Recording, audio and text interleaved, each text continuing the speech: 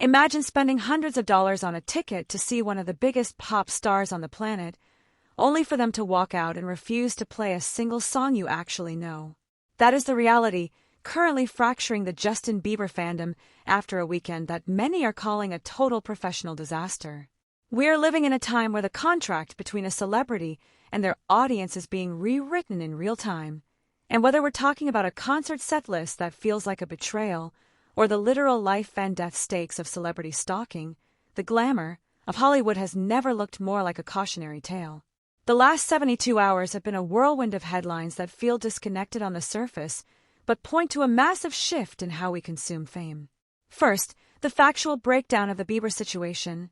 On Sunday, March 29th, Justin took the stage at the Roxy for a Coachella warm-up show.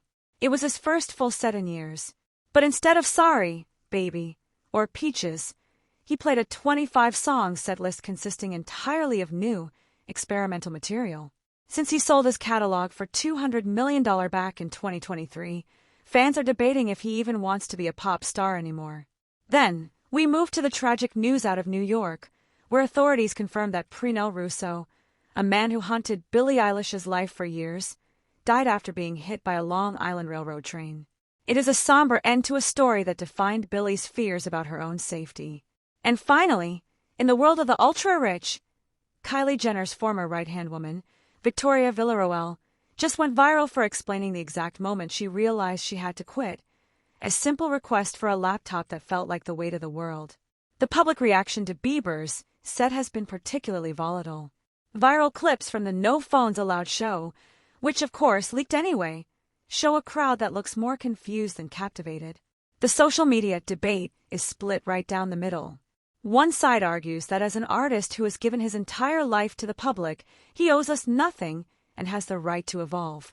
The other side, they feel like they're being used as test subjects for his artistic ego while he keeps the $200 million from the hits they made famous.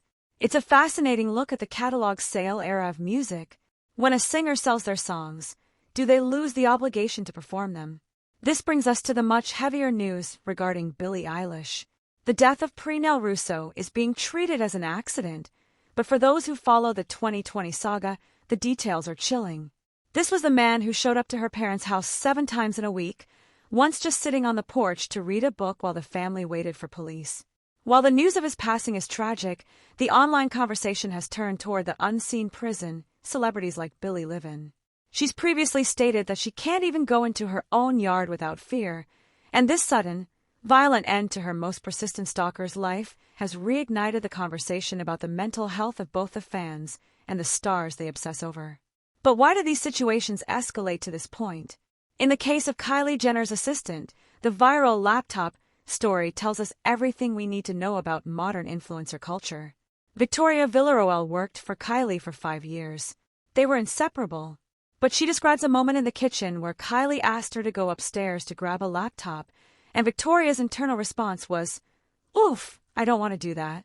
It sounds lazy on the surface, but it's actually an incredibly insightful look at the assistant-to-best friend pipeline. When you spend 24 hours a day with a billionaire, the boundaries of a job disappear. You aren't an employee, you're an extension of their shadow. The moment the job feels like a favor, the relationship is over. It highlights how unsustainable the inner circle lifestyle really is. How does all of this affect their reputations?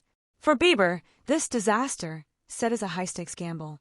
He is headlining Coachella 2026, and if he brings this no-hits energy to the desert, it could be the final nail in the coffin for his status as a top-tier touring artist.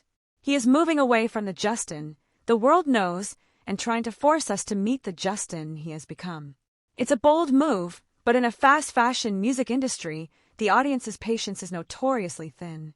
Meanwhile, Billie Eilish remains in a position where her reputation is tied to her vulnerability. She has been one of the most vocal advocates for celebrity safety, and the fact that she has had to blur her house on Google Street View and live behind a wall of restraining orders is a dark stain on the pop star dream. The death of Russo doesn't just end a legal case. It serves as a grim reminder that the parasocial relationships built on TikTok and Instagram have real-world, often fatal consequences. We have to be clear about what is confirmed and what is still just digital noise. It is confirmed that Russo died in an accident. The theories that he was still targeting her or that there was foul play are currently unsupported by any police reports. Similarly, with the Bieber show, it is a confirmed fact that he played no hits. The theory that he is contractually forbidden from playing them after his catalog sale is a popular fan theory, but industry experts suggest he likely just wants to promote his new sound. The pacing of these stories, from the absurdity of a laptop request to the tragedy of a train accident, shows just how chaotic the celebrity news cycle has become. We are watching the deconstruction of the 2010s icons in real time. Bieber is rejecting his past. Kylie's original squad is moving into their own influencer careers, and Billie is dealing with the literal ghosts of her early fame. This leads us to a bigger industry question. What happens when the mask of fame finally breaks? For years, we've wanted celebrities to be relatable, but as soon as they act like humans, as soon as they get tired of fetching laptops, or get bored of playing Baby for the 10,000th time, or admit they are terrified of their own fans, we punish them for it.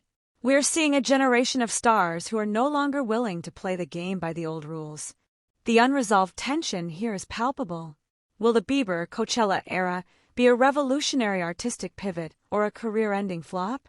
Will Billie Eilish finally find the peace and tranquility she wrote about in her court filings, or is the nature of her fame such that another Rousseau is always just around the corner?